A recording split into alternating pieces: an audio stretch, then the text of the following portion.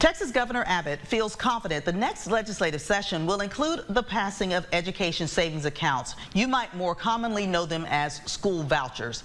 Our Michael Richardson spoke with local state representatives and Tyler ISD representatives to see whether they would support school vouchers and the impact they could have.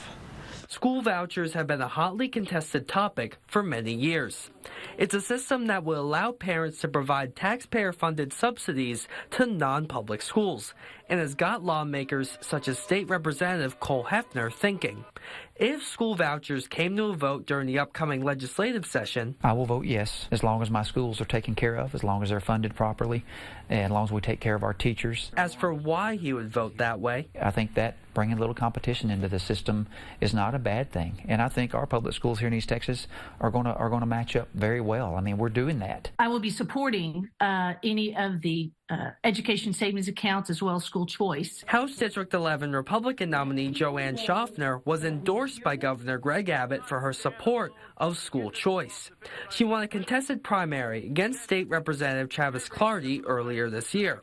Schaffner details what the voucher system would entail. School choice would be implemented by education savings accounts, where the money follows the child rather than going into the bureaucracy. If school vouchers are passed, what impact will it have on public schools?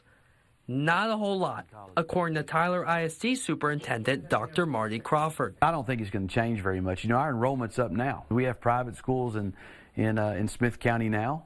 And we've grown by about 200 kids this year. One of the common concerns surrounding school vouchers is that they would divert money away from public schools. Although he doesn't echo that same sentiment, Crawford has reservations. There's going to be some pop-ups that are going to call themselves private schools that are going to be able to take advantage of the system to siphon off some of those tax dollars. And not do the job that they need to do. How we roll it out is going to be important. How big we roll it out is going to be a discussion that we're going to work through. You know, I think it's important that if we're going to have competition within public schools, private schools, and this ESA program, I think we need the same accountability system. School vouchers are expected to be addressed when the next legislative session begins next year. Michael Richardson, East Texas News.